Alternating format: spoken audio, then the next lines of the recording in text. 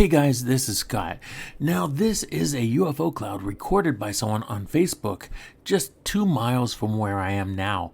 Now, this is August 9th, 2024, and I'm going to put this through an AI in just a second, but I want to show you the detail of this, natural, just normal, and then I'm going to show you the Facebook page it came from. This guy's pretty extraordinary. He recorded this object, and the object itself was recorded during a storm. There's been a storm clouds over Salt Lake area, Salt Lake, Utah, for about 3 days now. Yesterday was real bad too. And look at this. Look at this. You see all these comments. Hey, it looks pretty cool. Hey, look, a little alien face. Hey, it looks like a UFO.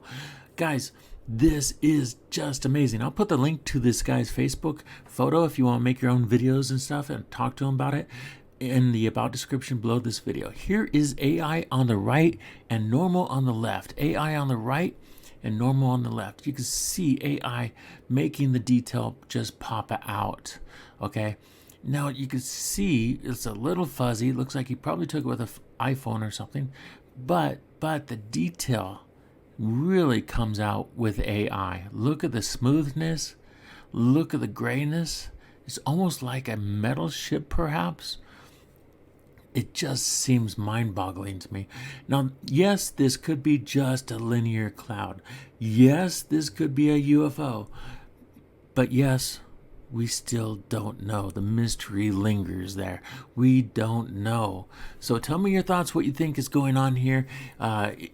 Later today, I'm going to post a video of 3 to 5 UFO sightings, photos focused by AI, so you might want to look for that. Tell me your thoughts about this. Do you think UFOs hide and cloak themselves in clouds? Do you think they form a cloud around them? Do you think they have some reflective ability to hide their ship and make it blend in with the environment behind them?